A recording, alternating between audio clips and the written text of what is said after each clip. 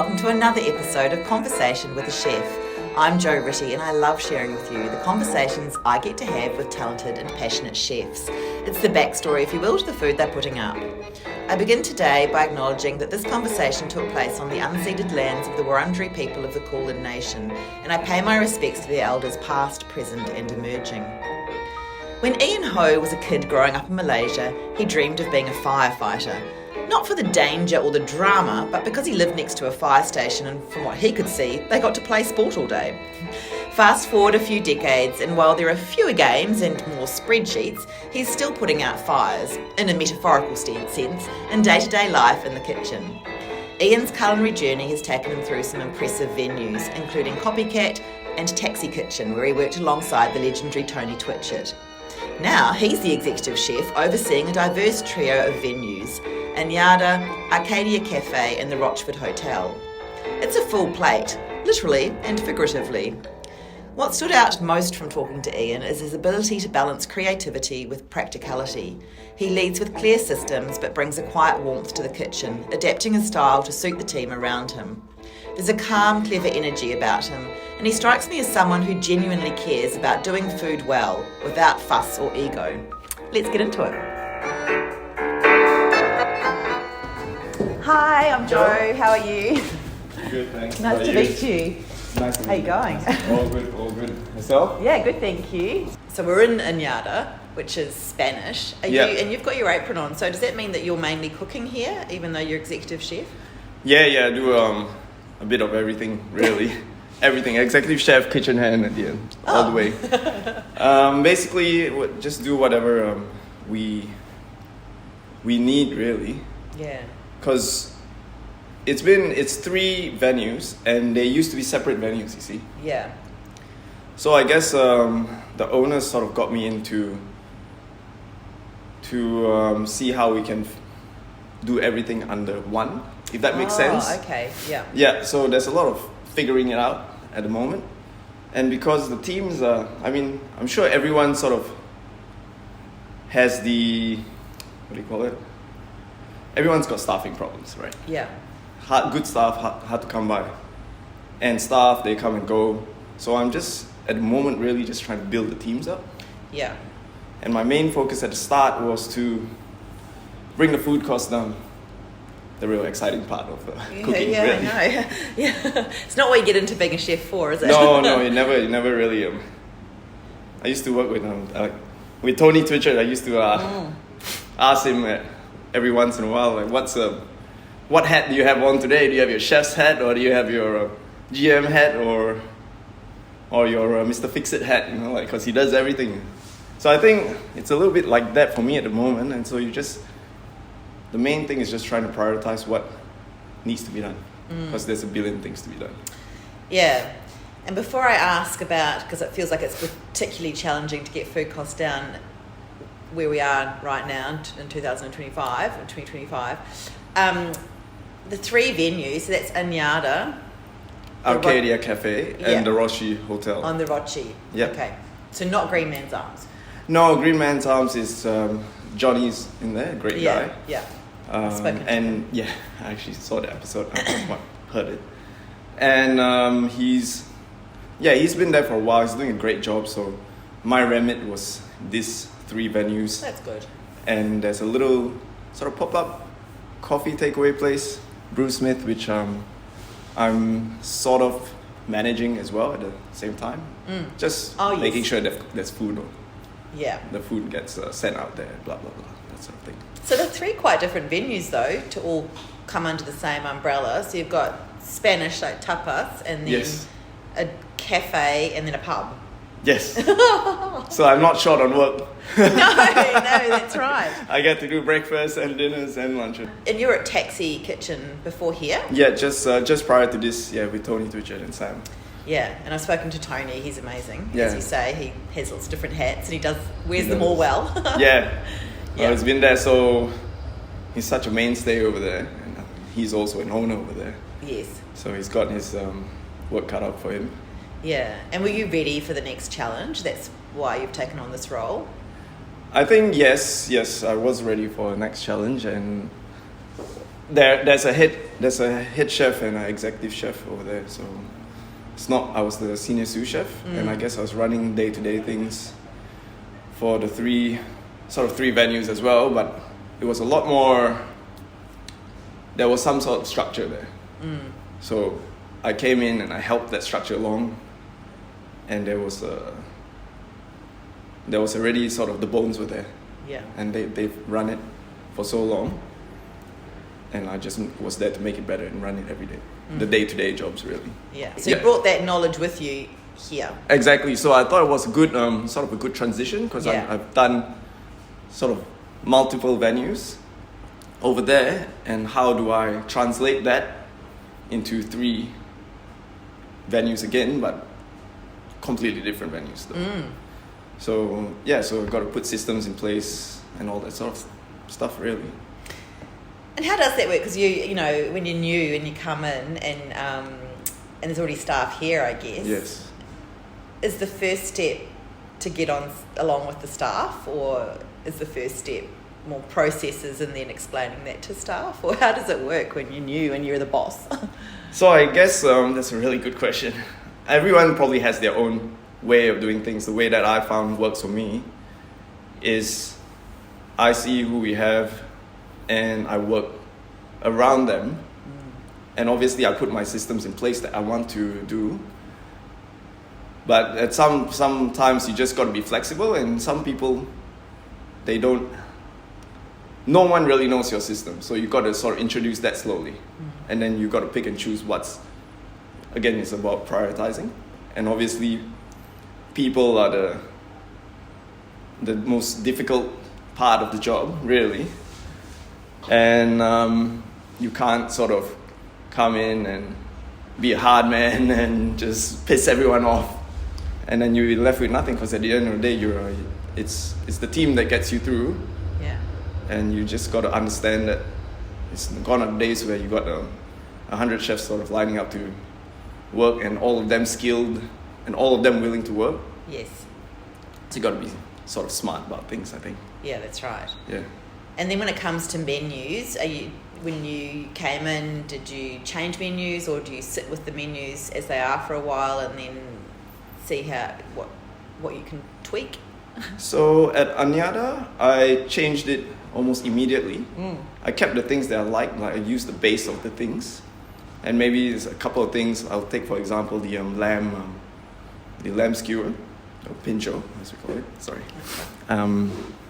I've kept the skewer itself, the lamb, but I've just changed the garnish around it to something that more suits me, you know?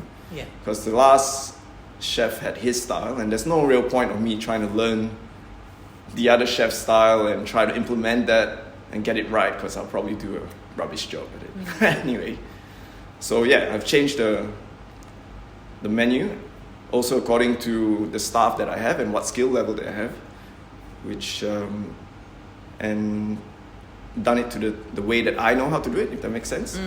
It's not so different that they can't do it.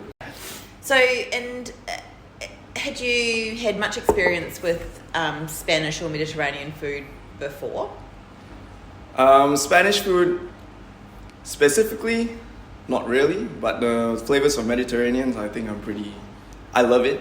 Like, it's so different from what I've been used to that I really looked into it. And at Copycat, where I used to work at, it was predominantly Mediterranean flavors. So I tried to put those sort of flavors in, because they really sort of excited me. And because Anada is kind of, we market as a southern Spanish restaurant. So there are a lot of Mediterranean flavors coming from there, like Moorish flavors and all that, like spices. So it's not so pigeonholed. No. I want to say, you know. Yeah. Today's Wednesday and I'm looking at date night set menu. Does that show off the kind of food that you're offering on the menu? Or is it food that you don't spill down yourself? Like, is it food that you look good eating, or how does it get on the? I think it's just really, it's a lightish menu, and but comfort food at the same time, because you get paella as the main. Yeah. So seafood paella on a cold I want to say winter's day, like it really feels like winter now. So Yes. it's just really nice, comforting. Yeah. And then you get to start with like bread, croquettes, a little bit of padron peppers to spice up your life a little bit. You know? They're really spicy at the moment. Oh, they? Yeah. Yeah. I don't know for what reason, but yeah. That just stops. There's no talk after that. Yeah. And then you get a bit of a soft chocolate at the end. Oh. That's nice for Yeah. a date night chocolate. Yeah. That's cute. I like that. It's a nice encouragement for people to have date nights. Yeah, and especially like it's at a really good price point as well. Oh no, that's what we're getting back to. Yeah. How do you go about? The fun part. Yeah. So are you a spreadsheet guy? Yeah. Unfortunately, I do enjoy a good spreadsheet. Very nerdy. Because, I spoke to someone recently and we were talking about this whole thing that when you start out as a chef, you're all about wanting to be creative and Yes. make great food Yes. and make people happy through your food. And then when you get to sous chef, or senior sous and head chef, and then executive chef, it has to be about the numbers as well as all the other stuff. Yeah. So how do you, knowing how much things cost in the supermarket, like for me to go and do a grocery shop, for me to cook dinner is lots of money. Where do you start with putting on these delicious meals but reaching your food cost? Well, I think the way I look at it is we've got a menu, so it's sort of a bit structured there. You know what sort of you want to have a braise, you want to have a chicken on, what sort of a beef you want to put on, let's say, and then you sort of go from there and see what's available. Like let's say beef. Like we used to have short rib on. The last chef had short rib on, and it was so costly. So I put brisket on instead, for example. Stuff like that. So that's how I sort of go about it. And then you got to know how to use the offcuts, let's say. So like the trim of the beef, I've put it into a croquettes as a special, for example. All pretty sort of basic things that chefs do. But I think a lot of people sort of don't... It's a getting lost a little bit sometimes these days. Yes. Not everyone has that skill to make those offcuts shine by itself. Yeah, that's right. Yep. And you have to build the wastage into the cost, Yes. as well as the wages Yep. into the cost. That's and right. so there's a lot going on, isn't there? It's not just I've bought the food for this much and I'll just whack on a bit of extra money. So to think about all of those things, I find it, at this point, I find it really sort of interesting. I actually prefer it sometimes to be constricted. Because that's when real creativity comes out, I feel, for me. Because there's a lot of people, if someone goes to me and says, do whatever you want, buy anything you want, the sky's the limit. I actually feel lost. Yeah, right, yeah. So you like the sort of the MasterChef surprise box kind of... Yeah, it's a bit of fun like You that just sometimes. have to go with what you've got and within these limits, yeah. And at sometimes like you do have to have that skill to be able to run with a surprise, because like it might not just be cooking, like just every day a surprise might happen. Yesterday, one of my staff didn't show up after his break because he actually got hit by a car. Oh my god. Yes, he's fine now. Right. Like, so for a car crash, he's actually come out all right. He's just got concussion. Wow. So things like that, like things just sort of happen all the time. Yeah. Like we don't even realize. I think chefs and front of house people, but Yeah. I think that hospitality people are probably the best problem solvers out there, because it happens so fast and it happens in front of people as well. Yeah. And you still have, the show has to go on. So Yeah. That's the perfect one. The show has to go on. Yeah. Doesn't matter. Wow. Okay. So yeah, like you just sort of there's so many things to deal with, and it's like the pain and the fun of it as well at the same time. It's just a bit of Yeah. I feel like you must be thinking about it 24/7. Do Yes. you? Yeah. Yeah. So recently I was on annual leave for a couple of weeks, and I was in Europe, and then we had a couple of visa issues when someone had to leave and all that. So I was actually trying to hire staff while I was away as well. So you're trying to organize things like that. So it's something that sort of really you can't actually switch off. No. You get phone calls from suppliers or people who can't come in, let's say, and they just text me for, I don't know, not everyone's super aware, let's say. So I'm getting a phone call or a text message at 3 a.m. over there saying, I can't come to work today. And I woke up and was like, wow. what? Yeah. It's too late, like I can't do anything. Yeah. And that's across 3 venues as well. So how many staff are you overseeing? It's not too many. It's about 15, 16, because they're all really small venues. Like at Taxi, for example, I probably have 36 staff at any time. Oh, okay. Yeah. For example. So staffing wise, like the numbers is not that many, but it's trying to, because they're such separate venues, it's really, you kind of have to wade through a lot of mess before, if that makes sense. And you gotta sift through stuff and then reset new structures in there. And that's something, it's a big challenge. Yeah. It's a big challenge. Yeah.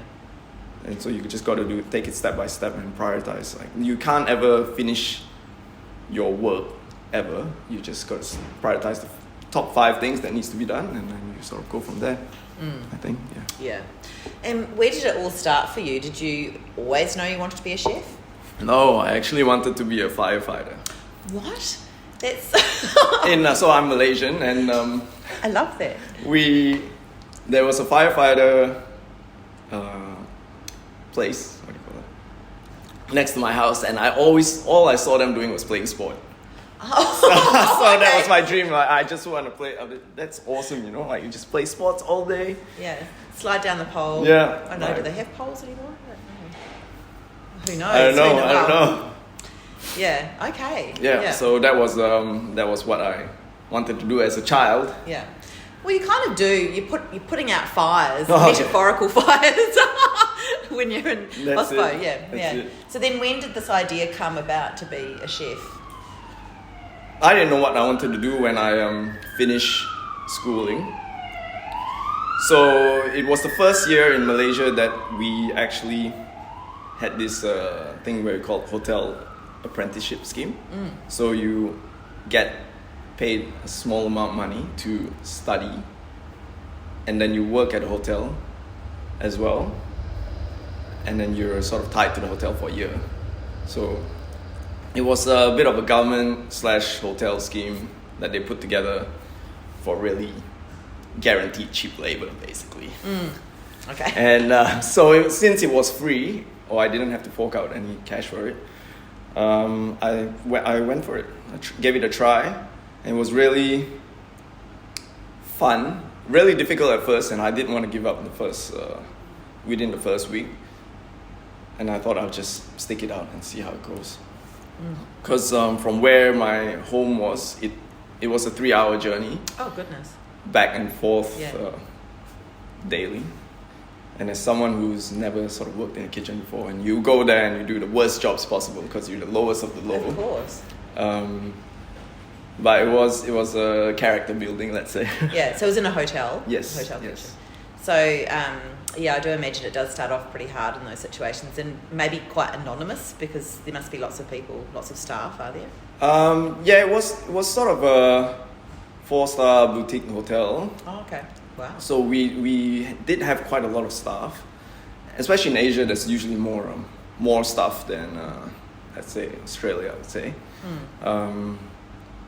But it was interesting, the stuff that we did. Like every day, I never did any cooking, to be honest. It was just you lugging stuff around, putting stuff away, cleaning the cool rooms, to like 50 kilo bags of potatoes that you're turning. And the funniest thing was that it was like always at the end it was like a 5 kilo block of cheddar cheese that you got to grate by hand, and like thinking about it now, like it just seems so ridiculous. Like why wouldn't you just buy grated cheese? You know, it's almost like a sick and thing what you were they gotta go using through. so much cheese for? Like I feel like in Asian food there's not that much cheese. What? hotel buffet breakfast, lots of omelets. Lots of omelets. Yeah, yeah. Yeah, of course. Yeah, so... Of course, wow. So is it a year of doing that?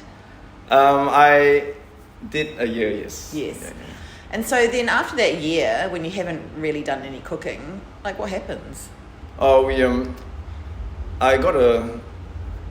I just thought I'll come to Australia and try it out. Because I did, sorry, it wasn't a year, it was actually 3 months. My bad. Oh, okay. Yeah, 3 months we Yeah. did that. I stopped doing it because I didn't want to.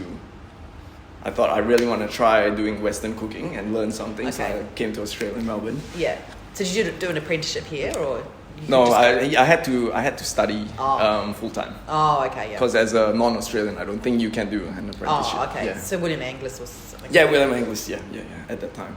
Yeah. Yep. Yeah. So even though it was hard, Mhm. you did want to learn Western cooking, and you still see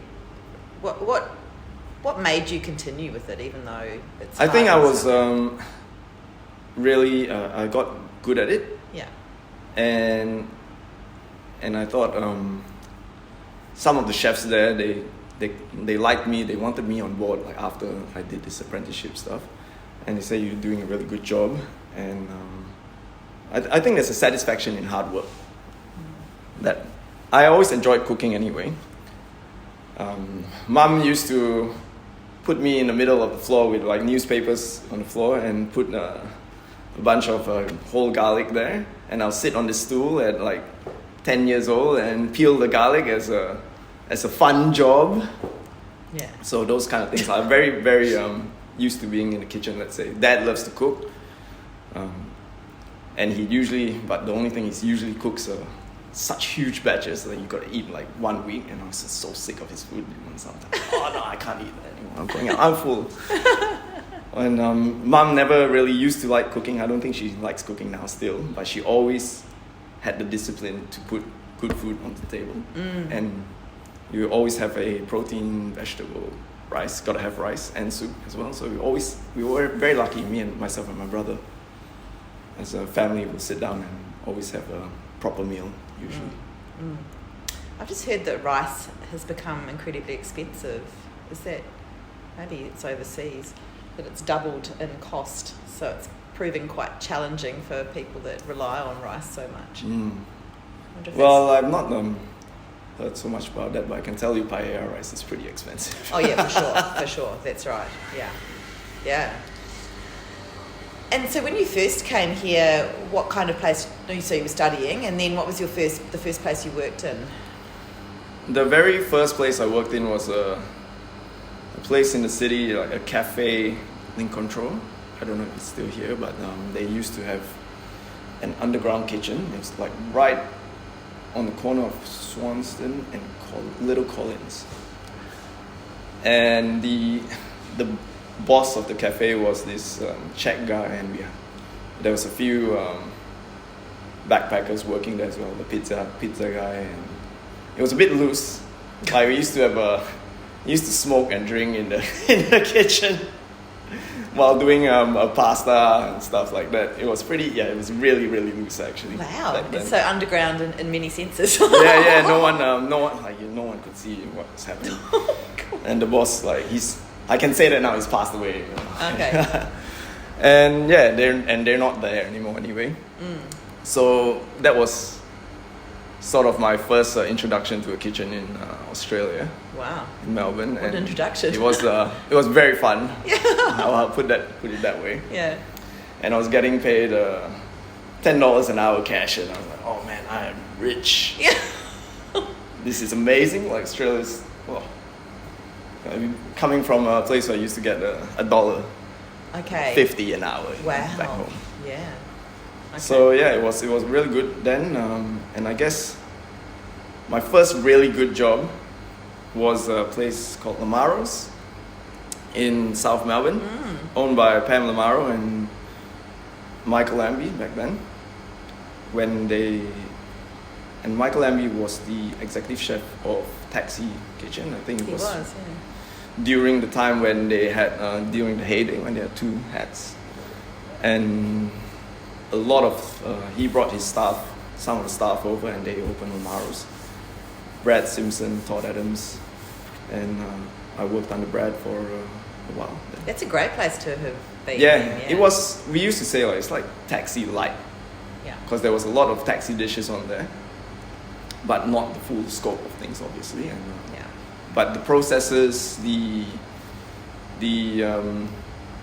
like the duck at taxi that we have now, it's been there for 20 years. That I used to do that as well at Lamaros. We used to do that, because it was like a bistro / pub. So you got the pub food and the bistro food.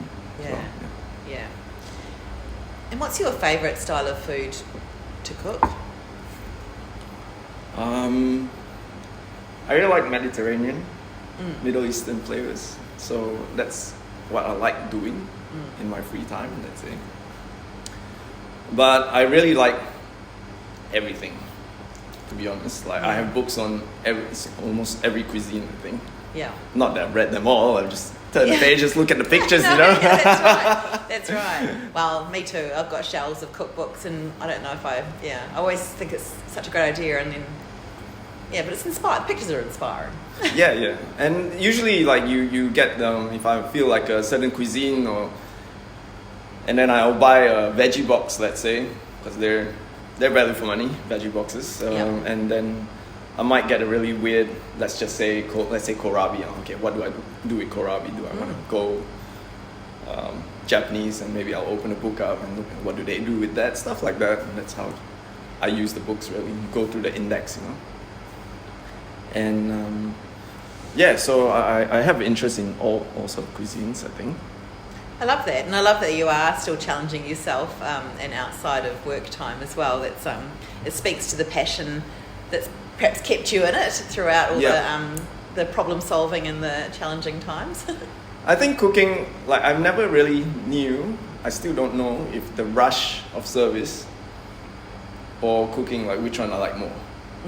Because I like the service, like busy services. You get through it with your team and you do a really good job. Like there's very little else that beats that sometimes. Yeah, for sure. So just as a final question, what would your advice be to a young person starting out as a chef? I think for me, ask questions and not. A lot of times you go like do what you're told. Like a lot of chefs are like that because we are so time poor, and I just want you to do it the way I want it done. And sometimes chefs or young chefs, they just get into a spot where they just do what they're told, but they don't ask questions on why is it like that, or even if you don't ask those questions, you want to know what the reasoning is. So then you have the base of fixing things or understanding how things work rather than just, I'm just doing this because I've been told to do it like that. I think that's the main thing. So keep your mind sort of open in that way. And then that's the basis for a lot more information coming in. And then you can sort it out. Especially these days when you don't have that. I used to work 70 hours a week.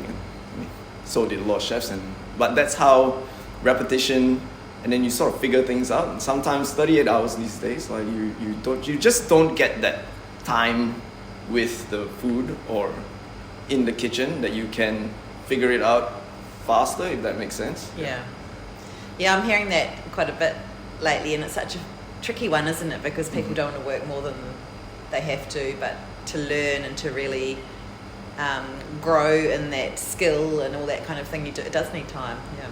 It's one of those things that you really do need that practice. You do need to put those hours in. Maybe by yourself, Yeah. Like I've a few chefs we used to work with, or kids that come in and they said they want to learn.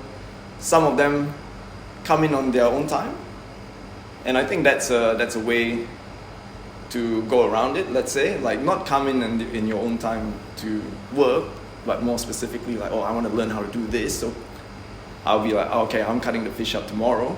You can come in your own time, and I'll show you how to do it, and you can do it another day. I just sort of can't have you here on company time doing this for 3 hours. Yeah. It's a bit. It is tricky. Yeah, so it's just a thing you got to juggle, and it depends on themselves if they want to do it or not. So it's really up to them. Like the thing I can do as a chef is to give them the option. Yeah. I think, and they do appreciate it. Like the ones who really want to know. Yeah.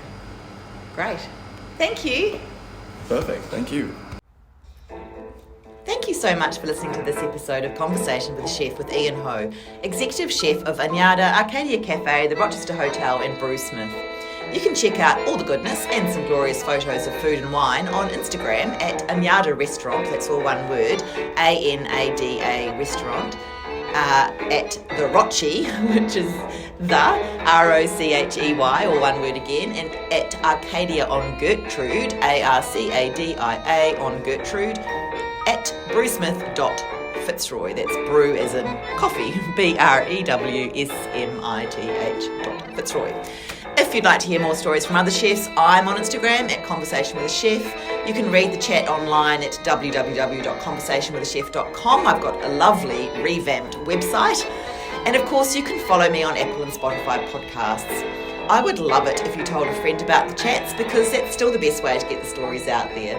Once again, thank you so much for listening. Have a great day and bon appetit.